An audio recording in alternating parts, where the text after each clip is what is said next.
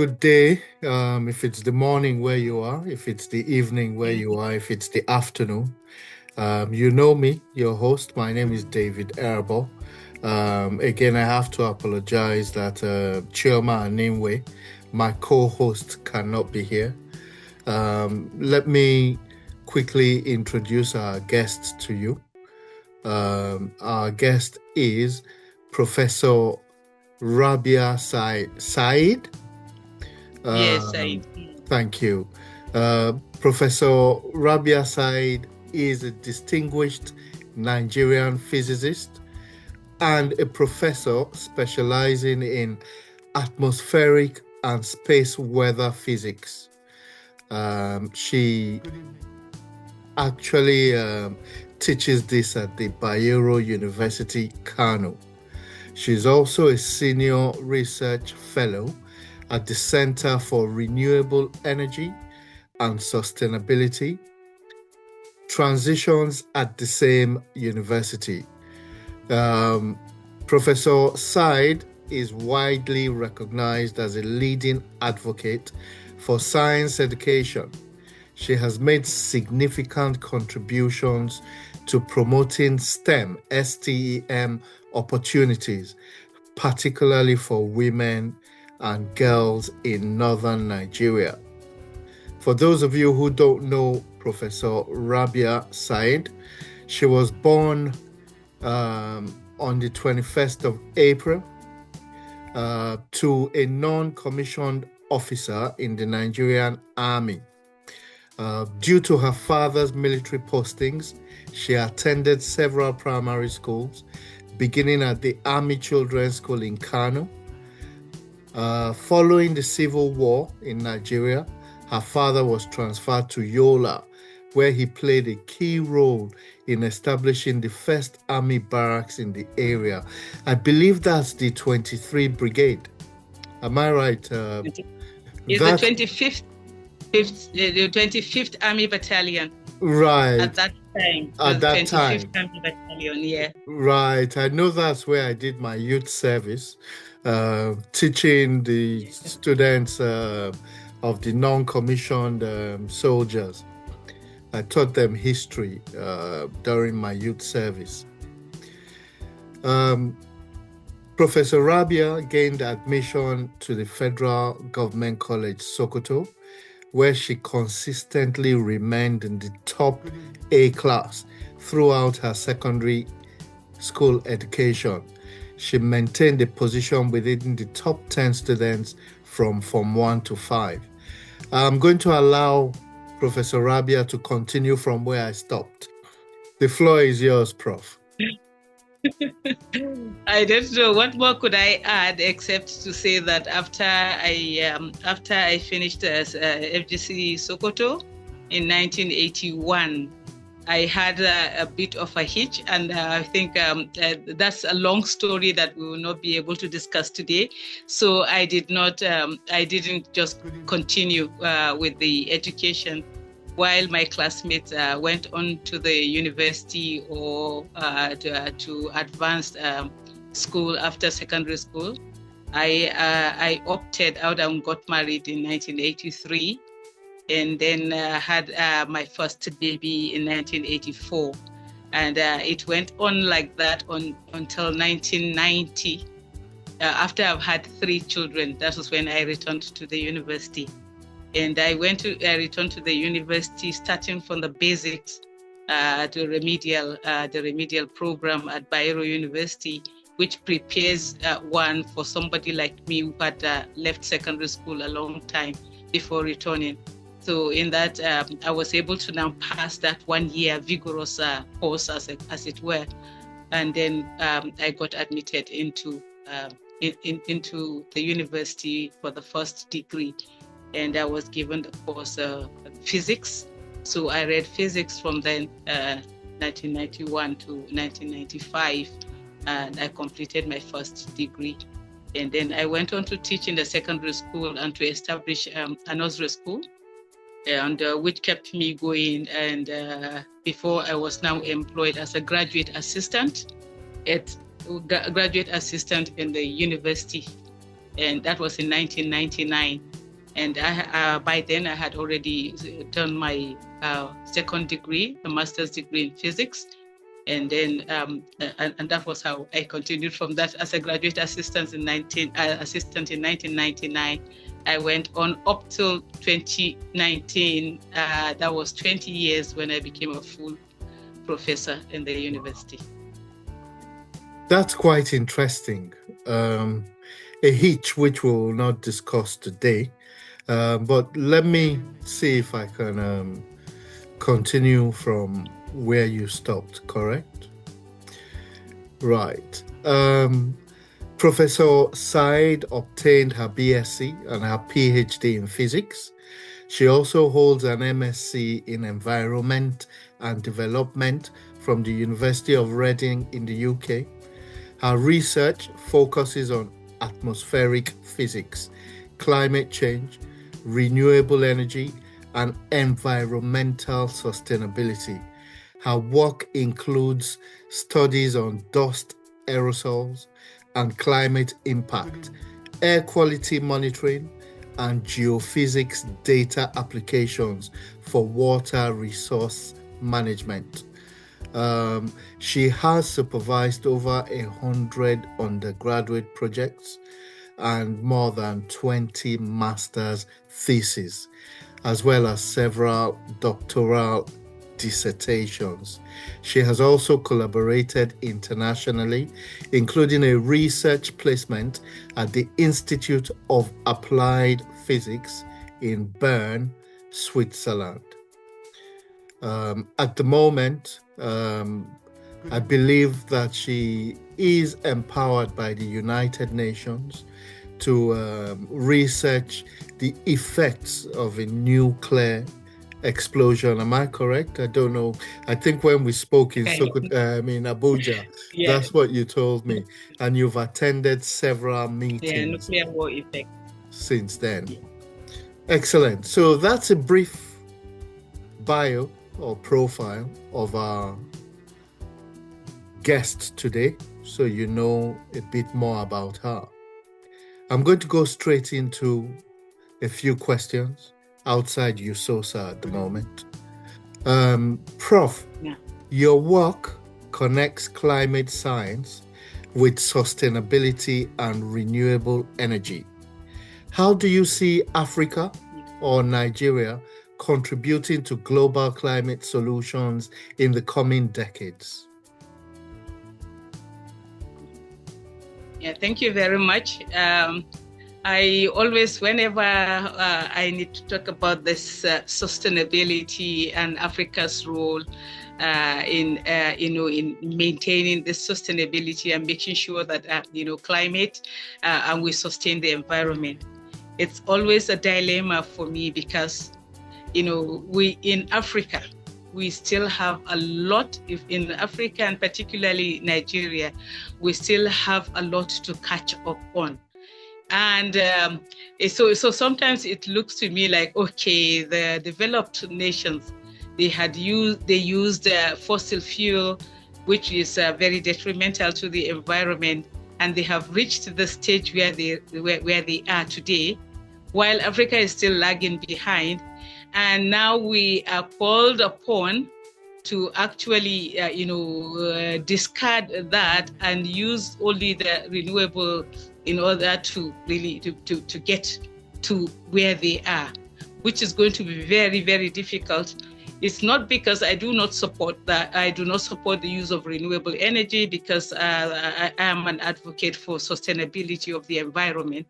But then we now look at it as a way, is there any way that the developed countries that used the fossil fuel that is detrimental to the environment in order to get to where they are today, what support can they give Africa to be able to, rather than telling them not to use the fossil fuel? I wouldn't want us to use the fossil fuel, but I would want us to develop as well. So what do we do? And this is where this is the crux of the matter, and that is what really gets me to look. I want to advocate for sustainability. I want Africa to also maintain and not contribute to the detriment of the environment. But again, the renewables that we're going to use. Everyone knows people use solar in their houses, but they know the limitations of the solar energy. And then again, you use wind, it also has its own limitations. If for other sources of renewables, they are dependent on where you are, what is the environment, what is the climatology, what all over there like dependent. But for Nigeria, for example, that has a lot of crude oil and where we can use the fossil fuel, if we use it, it will contribute to the detriment of the environment. So what do we do except if the developing countries would help us in such a way that we would be able to augment the renewable sources? Or if we use the fossil fuel, is there any way that we can mitigate the impact on the environment so that we can also develop? For example, it's not possible to get 24/7 here in Nigeria. I am just like, when you were about to start, I was thinking, oh, what will happen before the generator is put on, and then we can have. Otherwise, I will be talking to you from the dark. So all of this, I don't know if that answers the question you were asking. Yeah, and to look at the dilemma we are facing. It's a catch-22 situation. Yes. We want to develop. Yes. We have the crude, yes, which is one of our main resources, but then again, the climate is depleting, and we need to be able. So where do we actually gauge? I think attain a middle ground. That means the international community, the developed countries, have to come up with a structure. So we get them, have a discussion, come up with a proper structure to get to an equilibrium. That's an interesting thought. I hope that the Nigerian government are actually thinking about that. You know what I mean? Okay, let me ask you. It's a policy thing. It requires a lot of funding. Yeah. It's a policy thing. You're absolutely right. Yeah. Prof, you specialize in atmospheric and space weather physics. Can you explain to us what drew you to this field and why it matters, especially for countries like Nigeria? Okay. What drew me to this field was the fact that, like I said, I've always been interested in how do we sustain our environment? How do we, gain from the resources that we have, but at the same time, we make sure that our environment is safe for us and for coming generation. Which was the crux of sustainable development. Sustainable development is a development that will benefit this current generation and also make sure that the future generations are not harmed. So, and this came about from my the master's course that I did at the University of Reading, where I actually focused on environment and development, and also energy and the environment. So the energy that we use, like I already explained, you use the energy and then it affects the environment, and then development, you need to develop, and then at the same time you don't want to harm the environment. So and then I have physics. I come from a physics background, and there is energy and environment. So where does this fit in? And I looked at atmospheric physics. Actually, is what really fits in, because then you will be looking at the atmosphere. Because almost everything that is affecting the environment, in the case of energy, is that what is it that you are emitting into the atmosphere, and it goes up into the atmosphere, the first layer of the atmosphere, upwards and so on, and then it affects whatever is there.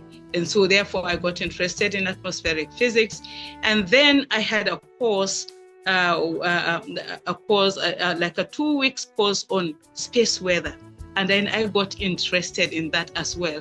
And the interest I got in space weather is mainly because satellites have to go into orbit in order for all that we are enjoying now. Me and you today, there you are, I can see you. It's almost like we are sitting together. all of this is only possible because we can send satellites into space. So, but then in space as well, the weather, there are a lot of dynamics that affects the weather in space. And that weather in space, those dynamics could lead to whether you succeed in using space correctly or in losing whatever data you are going to get. So that also got me interested, and I think that was why I looked at also space weather to see how that impacts, apart from the fact that it will impact also the weather that we have here at the lower atmosphere, just close to us. It also affects our communication, the communication satellites. And if we can remember, Nigeria lost a satellite based on these dynamics in where the weather was not favorable in space, and therefore we lost. I think that was our the communication satellite, NigComSat-1. So it was this dynamics and the fact that I have with the physics background, with interest in the environment, with the interest in development, with the interest in energy, I think combined, that was pushed me into that field. I'm actually just learning about Nigeria having a satellite and losing it. That must be news. That must be news to we have most of our audiences. Oh, we do. Wow. Please read about Nigeria, the NASDA, that is the agency, the Nigeria Space Agency. Right. You would see what a lot is going on. I think they are about to even do another launch of another satellite. I will investigate that. That's a very interesting topic. Yes. Let me ask you, being nominated to a United Nations scientific panel on the effects of nuclear war is a major recognition. Yeah. What does the role involve, and what impact do you hope your contribution will make, not only to yourself, but to our nation, Nigeria?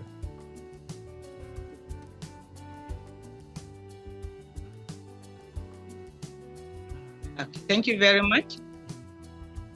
Yeah, thank you very much.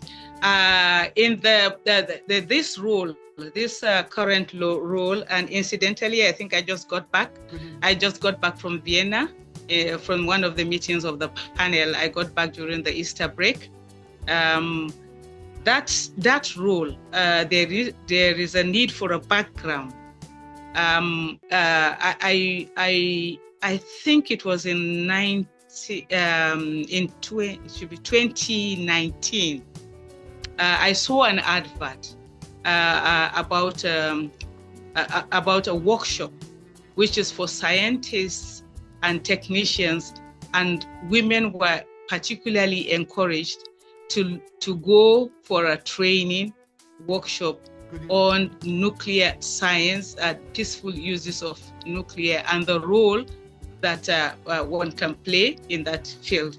So I applied, and that took place in Ghana, and it was actually a workshop organized by the Center for Non-Proliferation Studies, which is based in Monterey, California, in USA.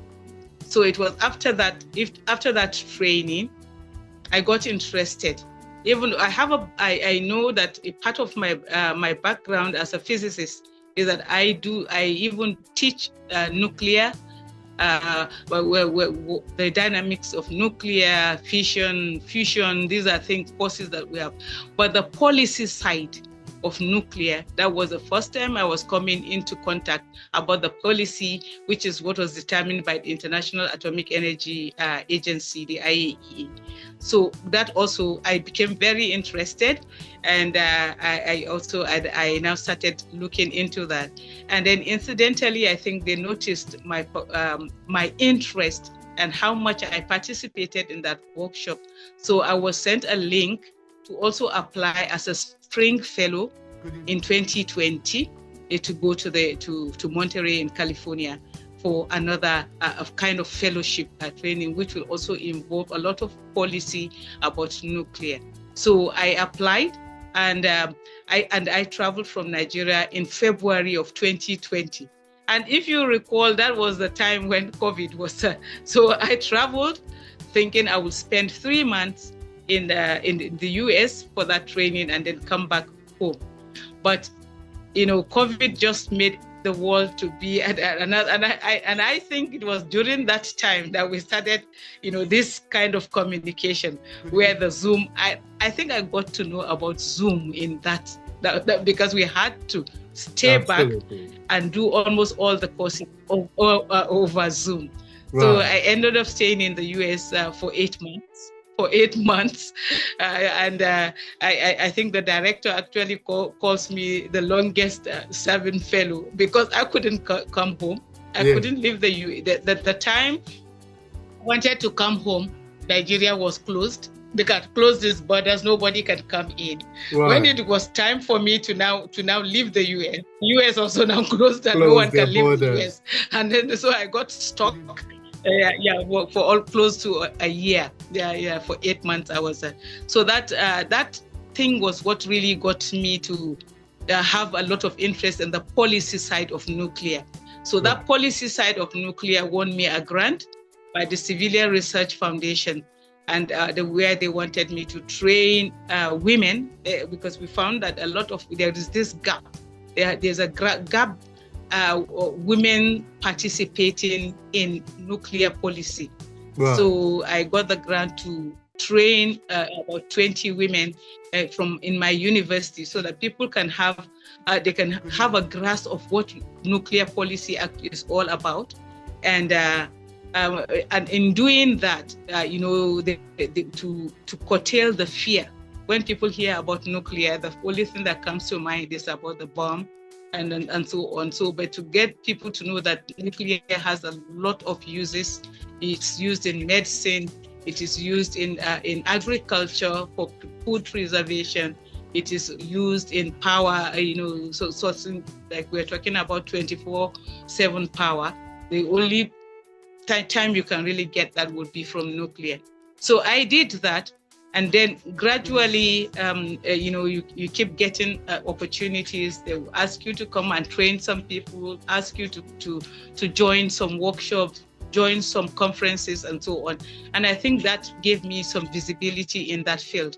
So when this panel was being set up, when it was announced by the United Nations Secretary General in July of 2025, in July 2025, there was a call for nominations if you want to be on the panel. And the very good thing about that, this call was that there is self-nomination. You know that in most cases, they will ask that somebody nominate you, whether your government nominates you or an agency. But this one, it says that self-nomination is accepted. So I just joined, I followed the link. And I wanted to ask somebody to actually nominate me, and then but it says self-nomination. Why don't I just try? So I followed the link and I went through all that was asked and everything, and then I submitted. And I actually submitted, and not really hoping that, not really knowing. I mean, what would I say? I wasn't so hopeful that I was going to get it because I know governments are going to nominate. Organizations are going to nominate, and when for us in Nigeria, you know how it is. When government is going to nominate, you think that no, when government nominates, nobody is going to look at your own. So I was in that kind of mood, and then in around August or September, somebody just sent me. I didn't see the article, and somebody sent me that, do you know that the 21-member panel has been announced by the Secretary General, and your name appears. And so I quickly followed the link, and then I saw this, and I was like, oh my God, I couldn't believe this. I thought I was just, like trying, and then it actually worked out. So you asked what is the role? Yes. What does it entail? The role that I'm playing? Yes. It says that it's called an independent scientific panel, and mainly all the members of the panel are scientists in their various fields. In their various fields of expertise, some radiation physicists, some are in agriculture, but they are looking at, they can also connect nuclear to, some are atmospheric physicists, some are, different in all different aspects. And it says that what they're trying to look at a scenario, and you see the global community and the United Nations and the member states, they have this thing that they don't just wait. It's not like where we just wait. Okay, whenever there is a flooding, and then we now start to think, what is the next thing to do? They know that if there's a possibility of flooding, they would make sure that they look at that and prepare for it, and exactly the seek solution. So looking at the way the world was going, the conflict that was going on, they started to think, what happens if a nuclear bomb is detonated? Like we have already seen before, it had happened in Japan. Yes. What if it happens now? What should be the preparedness?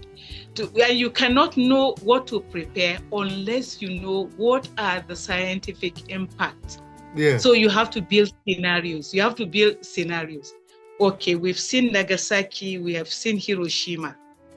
If during that time 5 teragram of radioactive materials were injected into the atmosphere, and these are the impacts, then imagine if 100 times Hiroshima or Nagasaki bomb is detonated now, what would it be? So that's the kind of the things we're doing now, is building those scenarios, looking at how many people will be impacted, and deciding that if it happens at so location, how far would it go? Where would be impacted, So preliminary, even though they said that most of our results now should not be made public yet, but at least preliminarily, we have seen that this time around, if it ever happens, which we pray that it would not happen, no one all over the world, not even Africa. So you see, even Africa is not exempt. Wow. So for me and my fellow African, the South African professor, the professor from South Africa, who is into agriculture and looking at the impact on food security in case of a nuclear war, that is the area that she's looking at. We have been mandated to look at we have what is called regional stakeholder meeting. And the regional stakeholder meeting is scheduled to take place in Addis Ababa, maybe late this year. So I and the professor, we are making the preparation to see who are the expert stakeholders that we would invite to come and look at the scenario or create a scenario in Africa if this thing happens, because we don't have safety nets. And that's one of the things that we have noticed. For us in Africa, I don't even know. We are trying to look at this. Who are the African countries that have bunkers or bomb shelters? These are things that we don't have. I came and I was asking some people, does anybody know anywhere in Nigeria where we have bomb shelters? And everyone is telling me, I don't think so. Do people even think of building? Because I know I have traveled to a place where there was a notice of bombing, and I didn't know that they have that. We had to go down into the underground, the bomb shelters, and with everything placed there that you could stay for days on end, with food, with water, with everything already inside that place that could be used. So I was just imagining in my head, where do we have this? Because I do not know even if Aso Rock, even I've never been, so I don't know. And I know they would not disclose even if Aso Rock has. Do we have this kind of place where if there is, then we can all run to go and hide and have survival? Or are we just going to all of us just go? In that, Sorry, that's... in that vein, let me ask you, right? Do you think the world is actually taking the threat seriously enough, or are we being complacent about this? What do you think? I think a lot of people do not believe that it's possible that anyone would try it again. Right. But I am a little bit, I don't know. I'm not sure. It would depend on I don't know, on stability of the people who actually have access to the control. The power of the nuclear. Yeah, who have access.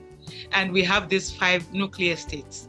We have the US, the USSR, the China, and I think there's in India also, and we are talking about Pakistan, and yes. Then and don't forget North Korea. So none of this, and I think that's why the member states of the United Nations are not just taking it for granted that it would not happen, but to look at it and look at, because the main crux of our report is to bring out all these things that we're looking at, bringing it out to the fore. It's a scientific panel, but then to bring it out for people to be able to understand. Let's say you say that maybe 100 cities would be flattened within 15 minutes, for example.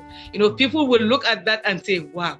And then the member states will now, after looking at the report, deliberating on it, at the 2007 United Nations General Assembly, there would be a voting.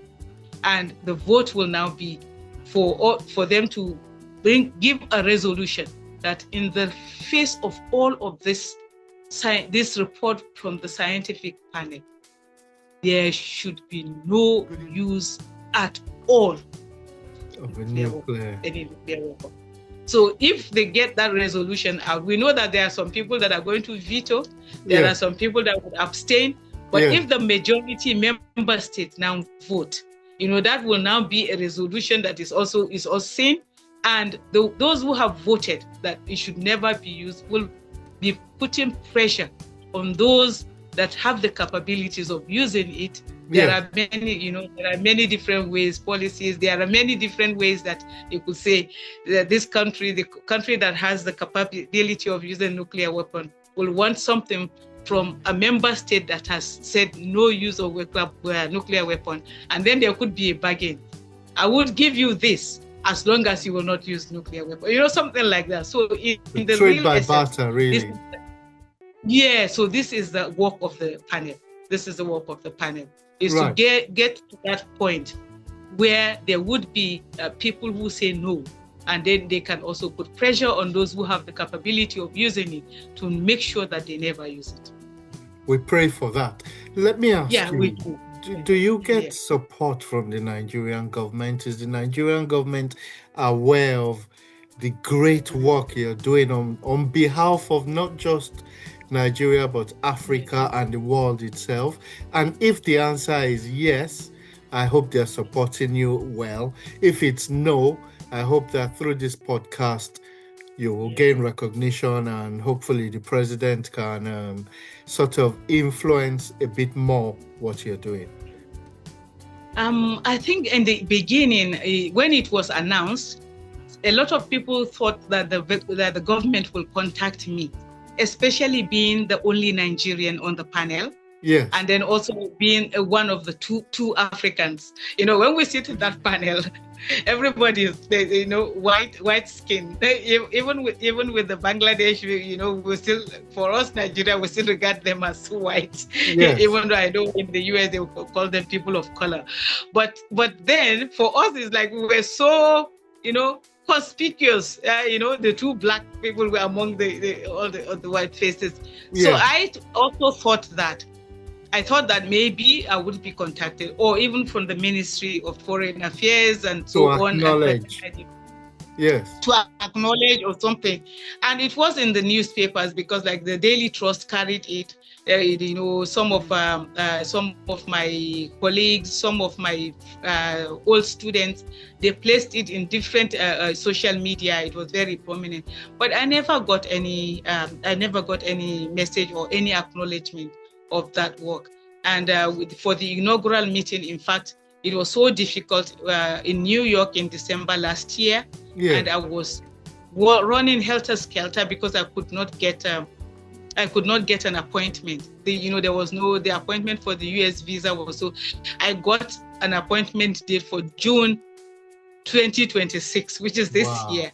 Yes. And just yesterday, or was it yesterday or the day before, that I got another that it has, even that appointment date has been moved to October 2026. Right. So I tried all that I could. The only support that I got was from the United Nations office in Nigeria. Right. The director, coordinator invited me. I went there. They tried all they could, but the time was so short that I participated in that meeting virtually. And I think it was after that one, seeing the difficulty that we had in getting the visa, and then the subsequent ban from the US for Nigeria. So the meetings were now shifted to the United Nations office in Vienna and the United Nations office in Geneva. So the one we'll be doing in September will be in Geneva, and that was easier for me I was able to get the Schengen visa. Yeah. And I attended that meeting, which was the second in-person inaugural meeting. But we have been having the the first in-person meeting. I was not able to make it because of the US visa, but I didn't get any support. I actually sent a lot of mails. I sent to the Ministry of Foreign Affairs, Nigeria Ministry of Foreign Affairs, and nothing came out of it. Yeah, nothing came out. And then I was like, I didn't want to go to the ministry, and just because who would I say I wanted to see? And with the things in Nigeria that you don't even know who to contact. So I actually stayed back. And somebody also emphasized that it says individual participation as a scientist. You are participating, the letter even says so, participating on your individual capacity as a scientist. So I said, perhaps if it's the individual capacity, scientific capacity that has made, I do not know, because some of the members of the panel, some of them were nominated by their government actually. Prof, and they are participating there. Yeah. This will bring me to USOSA, FGC Sokoto. A lot of prominent people within the Alumni Association. Hopefully going forward, they will be aware now from this podcast, and you should be a bit more willing to reach out, because we're a community who support each other. Let me ask you a quick question. Back in your days at Federal Government College, Sokoto, you stayed in the top A class for the entire time. Now that's intense pressure. Did you ever feel boxed in by expectations, or did the environment quietly build the confidence that you still rely on today? I think I never really felt boxed in or that pressure, but it was like, for me, I enjoyed it because it gave me, I used to say that it gave me entry into the top class people with that would say they are the elite class, people who had money, people who had maybe some of them were royal, they had royalty and so on. So I felt that it was the knowledge that I had, and I was able to help.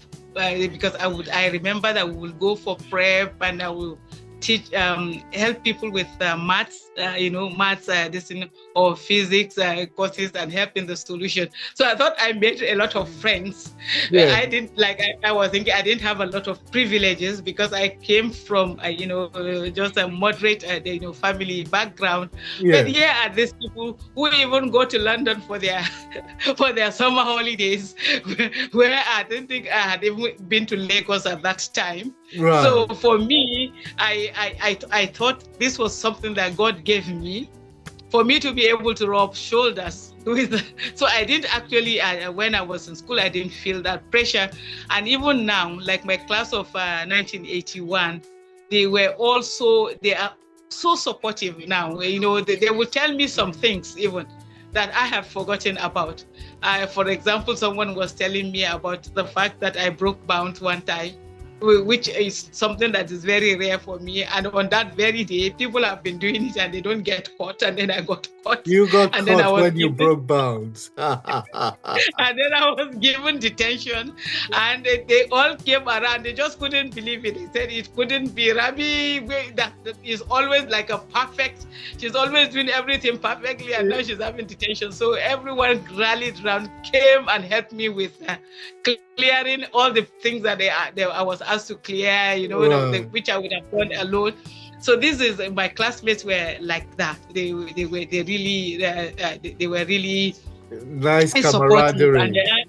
And when they were looking for, when they were trying to connect everybody, and one of my classmates is in the UK now, in Manchester, is a medical doctor. And they said they were searching for me, and then they found out where I was while I was in the UK. They looked, and then they came and I said, "Why? Do you people remembered me?" And then one of them was saying that, "Who would not remember? Who would not remember the person that came second in class and was crying?" And that person was saying that his own position was like, he doesn't know whether it's 9th or 10th, and I came second and I was crying. Wow. So he said that just no way that he would not remember such a person. And then when they asked me, "Why are you crying?" I said, "The person that came first, does he have two heads?" Absolutely. You hear that, audience? She's been a winner consistently. Not satisfied with second best, always wants to be the best. Let me ask you another question, Prof. You've been connected to initiatives like USOSA that focuses on education and community. So, looking at where you started and where you are now, today, do you think schools and alumni networks like USOSA are doing enough to truly change outcomes, or are they still playing it safe? What do you think? Yeah, I would apologize somehow that I became a little bit more, connected with USOSA.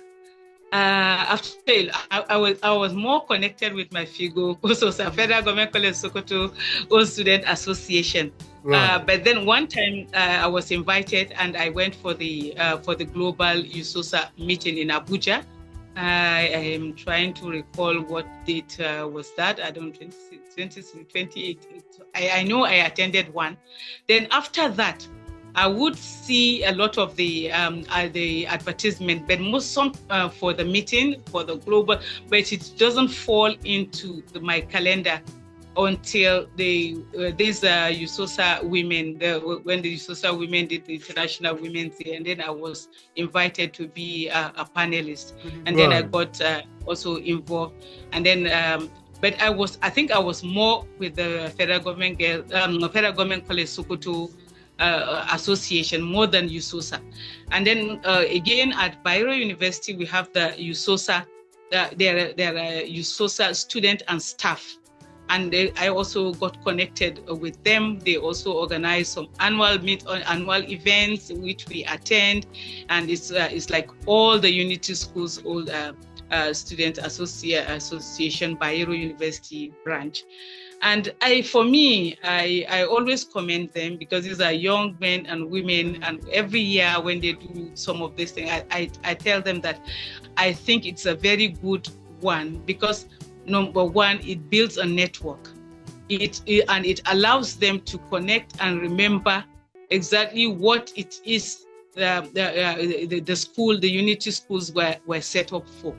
And you would find quite all right that almost all those within that circle, even their behavior within the university is unique. You will find they are the ones that they are outgoing. They don't have this strict bias. So they are able to connect with each other because that's what they were bringing from the unity schools. So for me, I think that it's a very good thing.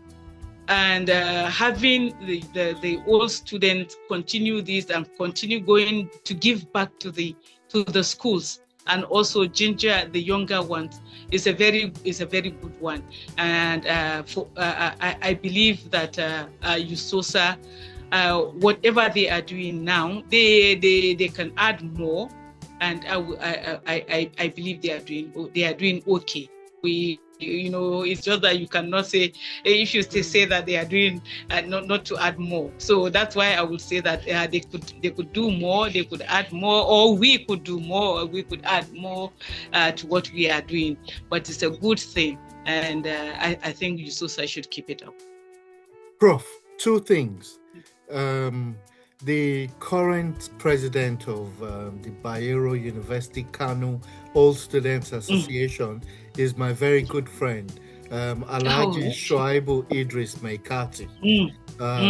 He is trying to develop the BUK as alumni to the best of his abilities at the moment.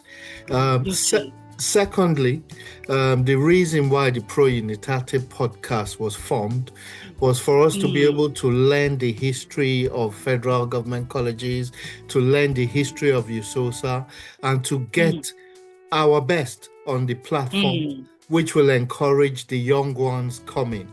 If you watch our early podcasts, you will discover the origins of USOSA.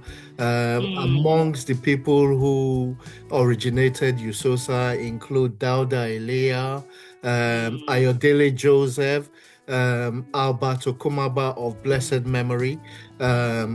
And we are continuing the process to evolve. We will get there, strictly concentrating on education, as well as recently talking about politics and talking about governance. Let me ask you a question, all right? I want to take you back. Okay. You left school, you got married, you had children, and then you came back years later to study physics. Please be honest with us. Was there a moment you thought, this might not work? And what pushed you through anyway? Okay. Would I say there was was there a moment when I thought it might not work? I am not sure, because by the time I went in, it was like I was determined. And the push actually came from my father, of late blessed memory. He actually encouraged me. He was disappointed. The thing was that he was disappointed when things didn't work out immediately after the secondary school. My immediate younger sister is a lawyer, is a barrister, and she went on, and he knew my brilliance and what I was capable of. And for me to now, it was almost like I dropped out. So he was not happy. But before I got married, he said he was not going to say no, but only that I'll make a promise. And he also asked my late husband to make a promise that I will go back to the university. And he did not just say allow it just you say it by word of mouth, but to write it down. Right.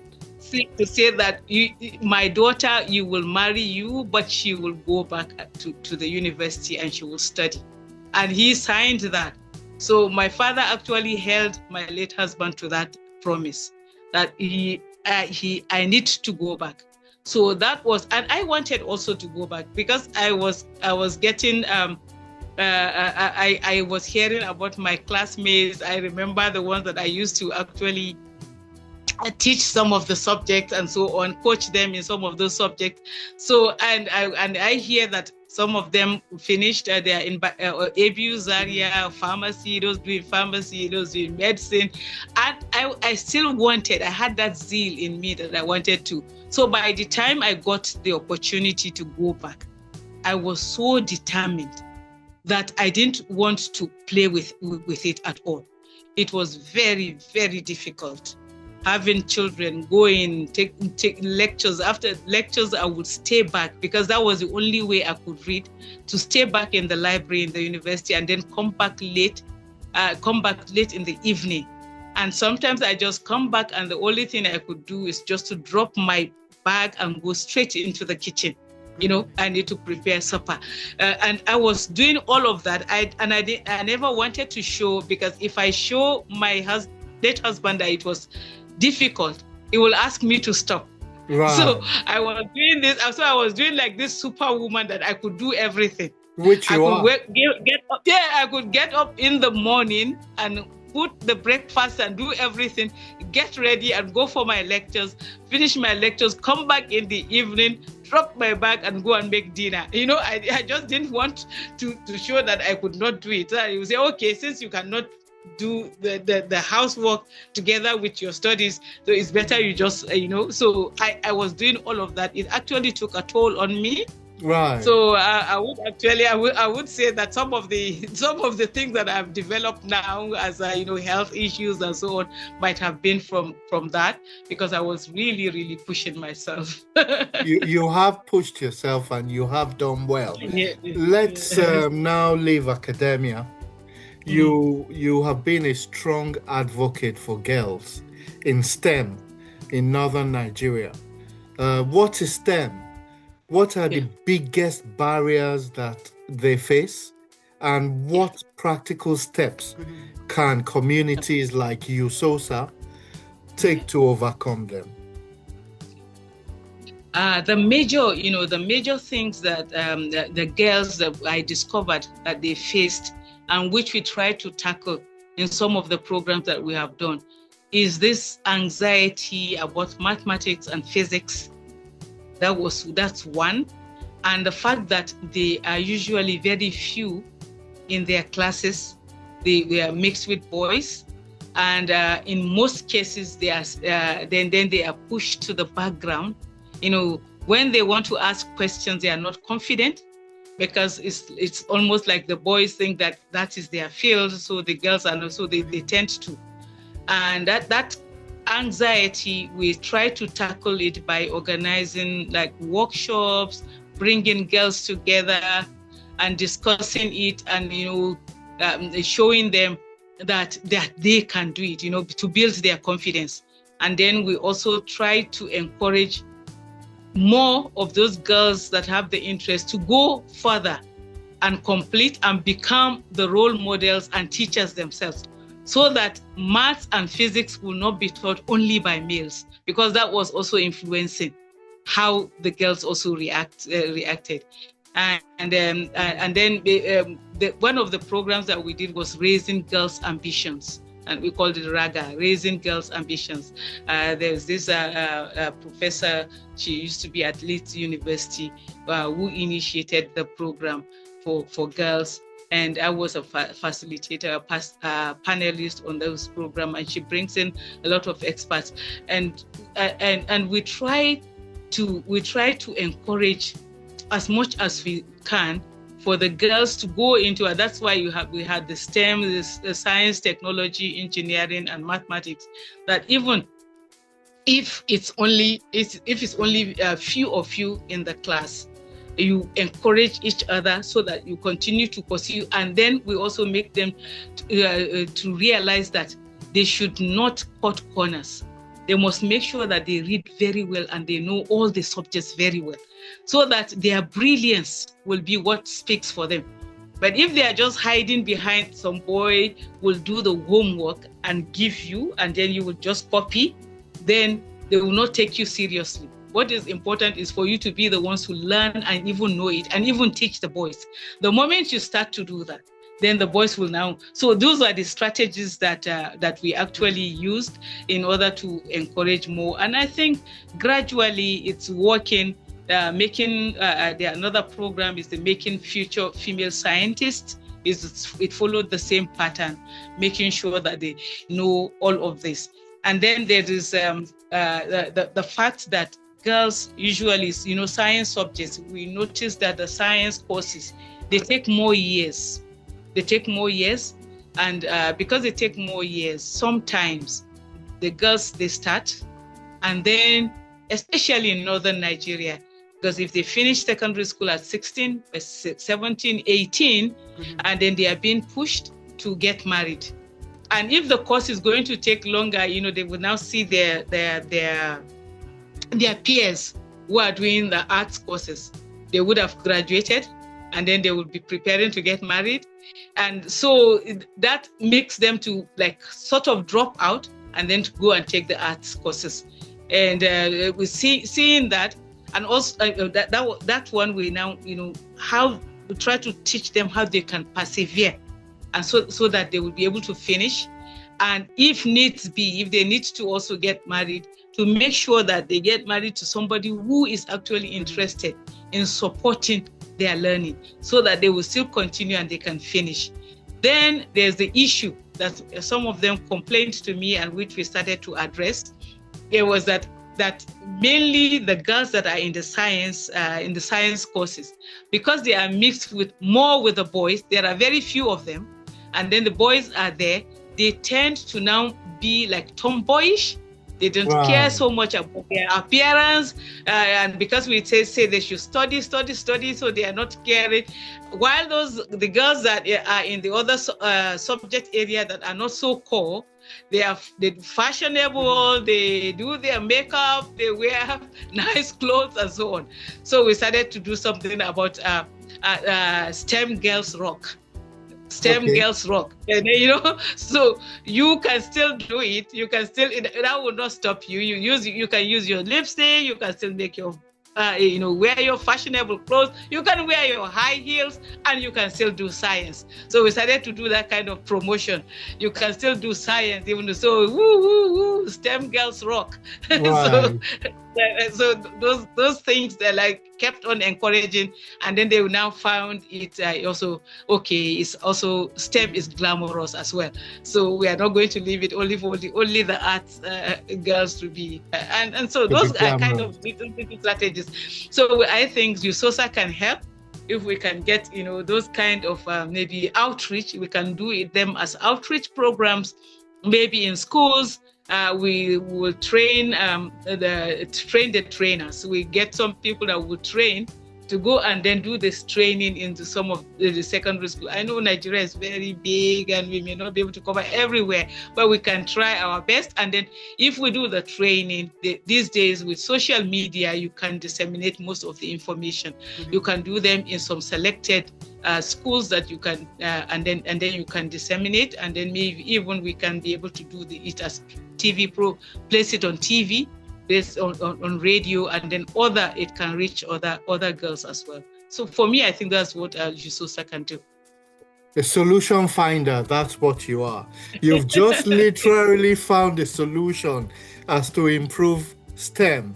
So yes. USOSA audience, you're listening, you've taken away key value from Professor Rabia Sa'id today. She's told you about her journey. She's told you about nuclear. It's not only about the nuclear bomb, it's also about using nuclear for agriculture, for electricity, generating power to improve our lives.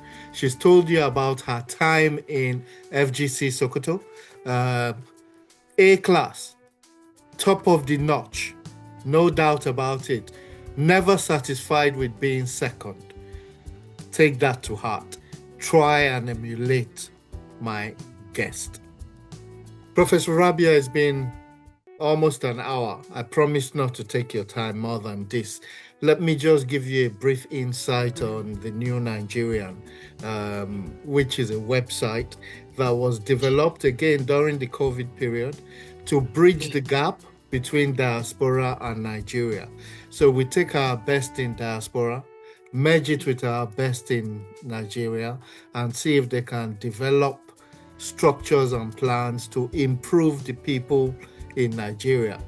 Now you've given me a task to find a Nigerian physicist in diaspora who I can introduce to you and see if you can develop something for the upcoming generation and to improve our nation. I'm really grateful for your time. I know it's not been easy. You're a very busy lady, but thank you for taking time out to attend the USOSA Pro-Unitate podcast. I will speak to the audience. Audience, as usual, you can find this interesting podcast on our platforms, the USOSA YouTube channel, the New Nigerian YouTube channel, the USOSA Facebook page, the New Nigerian Facebook page.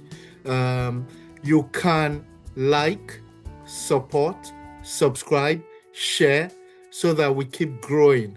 Hopefully at some point we'll get enough finances to improve the platform as well, because this is the essence of what we do, to showcase our best, to get our best active, to let them know that they are not in silos.